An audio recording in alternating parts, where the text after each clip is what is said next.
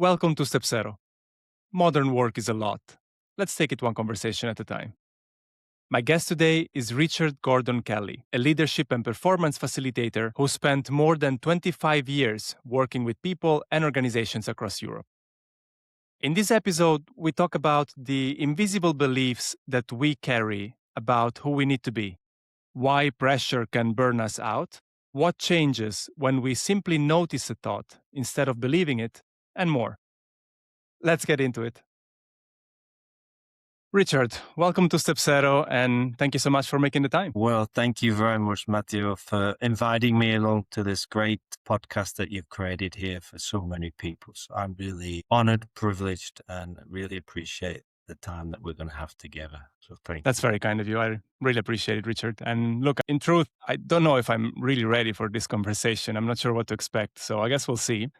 You write on your website that clarity is the foundation of performance, and I love that. And the reason why I say this is because this podcast is about helping professionals navigate the complexities of modern work. And we do that one conversation at a time. And the idea is to help people gain a little more clarity with every single conversation. So we're very much aligned on that. And you also say that people are rarely struggling with work itself. They rather struggle with how they experience work internally. I love that. I am with you. It makes a lot of sense to me, but I would need you to elaborate on that. Yeah, when you asked me to be on this podcast, and I shared a few notes with you, and I think what popped up for me was, what are you being taught to believe about yourself? We talked about the burden and the burnout and coming back to what is already there for us. And as you said, we suffer less from what is happening and more from what we have come to believe about ourselves because of what is happening. And let me kind of expand on that a little bit for you, Matteo. It's about noticing the invisible beliefs we carry about ourselves. Who we think we need to be and what we think we need to prove to us and to ourselves, to our partners, to our colleagues, our sports friends. It's all across the barriers of relationships and what we think we're responsible for. And that in its own allows us kind of to whether or not these beliefs are really true. And so, when you asked me to come on the podcast and I had brainstormed that idea, it kind of makes you want to pause a little bit. What are you being taught to believe about yourself? And I ask anyone who's listening here to just pause on that.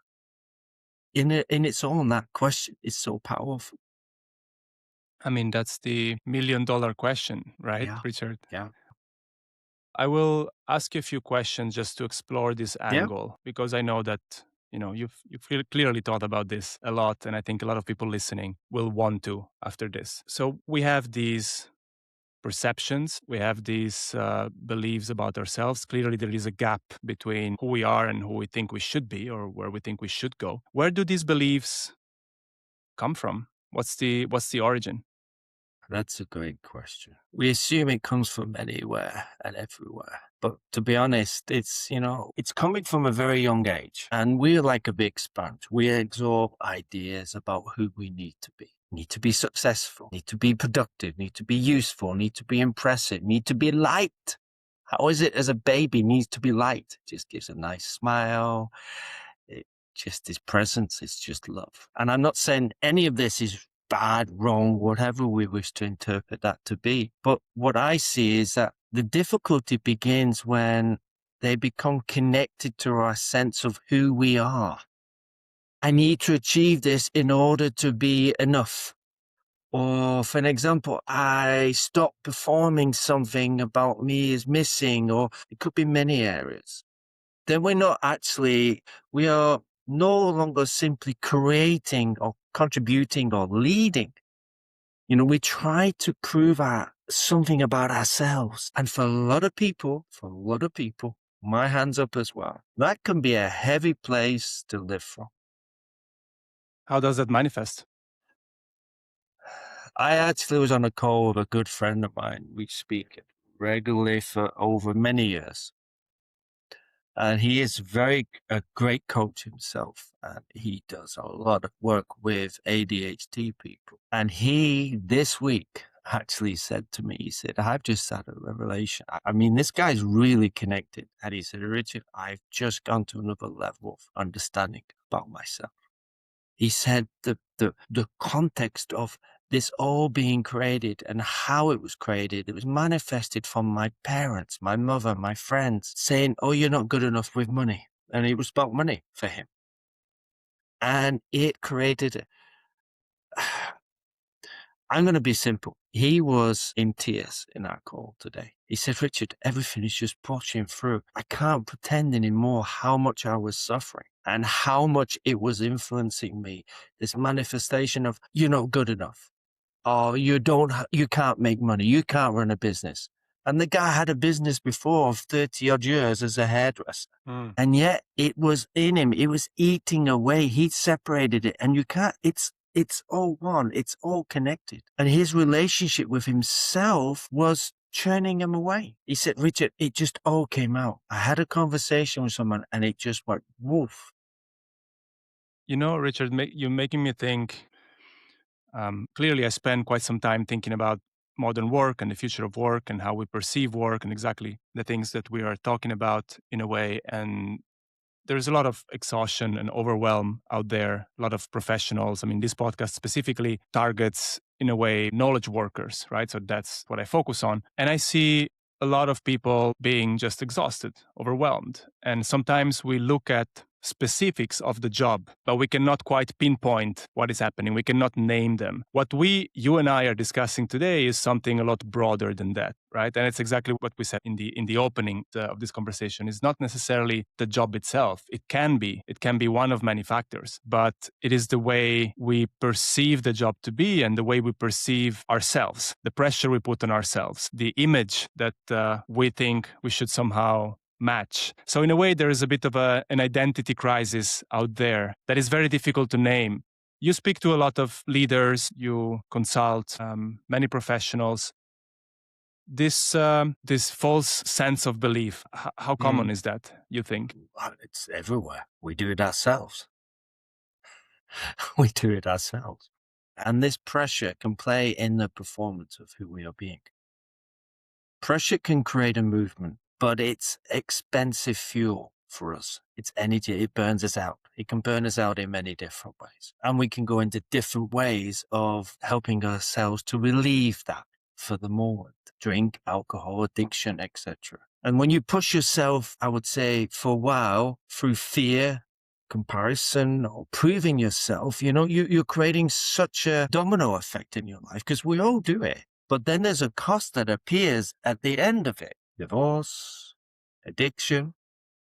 There's many things that pop up in people's lives that they can't cope with that pressure anymore. And what I'm trying to say to you is that about the clarity. I mean, there's a different kind of performance that becomes possible when action comes from clarity. When we are trying not to fight ourselves while trying to move forward in life.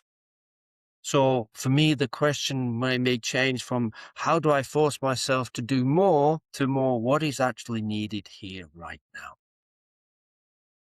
There is a question that I've been asking for the longest time, and there is never a straightforward answer, but I think it ties well into what we're discussing. And it's more than a question, it's a conundrum, which is, should you be yourself at work, right? We're talking about this identity crisis, about this gap between who we are, who we should be. Do you have an opinion on that? Do you think that people should be themselves at work? Is that even a relevant question? Do you have any thoughts on that? Yeah. Stop pretending who you are. How do you do that? Get out of your way. How do we do that? We always like the how, don't we? It's like, let's take the book of how. And, let's go to this page of number 32 or 232. And they will tell me Framework. exactly, yeah, it will tell me how to do. It will do it for a moment of time. It's you recognizing it, being aware of your thoughts in that process and allowing yourself just to think, okay, yeah. As my friend said today, he said, Richard, I'm sorry, but it's just everything's coming up. He says, for the week, I've just been conversations. I'm just like, That's showing your vulnerability. That's showing who you really are. Now, you could say, how do we do that? Yeah, I need to think more positively. I need to be more mindful. I need to become a better version of myself. Stop it. You're already perfect as you are. You got to notice where it's coming from. Noticing a thought is a thought, and it can be incredibly real and it can be really convincing. Trust me. But it's still a thought appealing in the moment. And when we see that, something naturally begins to open. There is space, and there's more space coming to you. If only you just notice where you are and slow down. Slowing down, noticing how water, when you're having a shower, how it just kind of moves around your body. It's just it's just getting curious again. And if anyone's listening, how were you curious when you were a little baby as you were growing up? You got curious about everything that was in front of you. And then you started to add a label to it. But aren't you curious about how a fork was made, how we created that invention, where the material came from? That's the power you have as an individual. There's no how to on that. You have the power within you to actually get through everything you want. You get through to ask anything you want, and you get to be who you are. That's the help book. I mean, you're saying this is very common. I believe that. I think exactly the same. It's pretty much one of the main reasons why I started this podcast in the first place. I wonder how much potential now transferring this onto the workplace, right? I'm thinking exclusively right now about workers, professionals, Hmm. you know, Hmm. how much potential is wasted because of this belief, because of this gap, because of this perception of self image that for some reason we're not even fighting. And why are we not even fighting this? Why are we so blind to what's happening? Because we're told this is how we should be looking after ourselves. Get the tablets, read this book, read this book, read this book. You all have the knowledge and wisdom. Everyone has the knowledge and wisdom within themselves. Now, I'd like to say, I would like people to take this away from listening to this podcast. And maybe it's just this. You do not have to become someone else to be successful, vulnerable, valuable, or worthy. Many people spend years trying to fix themselves in being enough. Am I good at this job? Will I be good at this job? Will I be a good parent? Will I be a good partner? Will I be whatever? But what if the starting point was different? What if I would say there was nothing fundamentally wrong with any of us? And what if the work was not becoming more, but seeing more clearly what has always been there?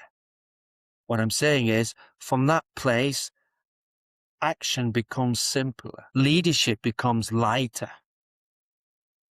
And I'd say life becomes less about carrying an identity and more about being present to what is here right now. My question is always in the morning is, what is it that I need to learn now? What is it that I'm here now to learn? Who am I going to be for this person that I'm going to meet? Now, I was walking around Brussels and I walked down this street smiling, just thinking I'm loving the sun, I'm smiling, and there's two or three people passed and they smiled back. Now, I don't know what that's going to make an effect on them, but it made an effect on me. That's the power we have, folks. So great question, Matteo. Thank you. We're approaching the end of the conversation, but I want to wrap up with maybe a final question. Is slowing down is sometimes a recurring topic on the Mhm. podcast, I guess, from different angles, but it's a very powerful thing. Is that the solution to cut through the noise we're living in? Is slowing down the key word, in your opinion? Well, it's not like it's not slowing down as we understand it to mean, I think. Slowing down, it's about, for me, and this is from my understanding, slowing down it's not something to memorize. The power not come from remembering every sentence or from relax or staying close to. No, it will come from staying close to this question. What is true here? and answering that from that place of where you're just sitting with yourself and being open to whatever pops up. Now, slowing down is actually listening to yourself, really connecting with the body and the mind together.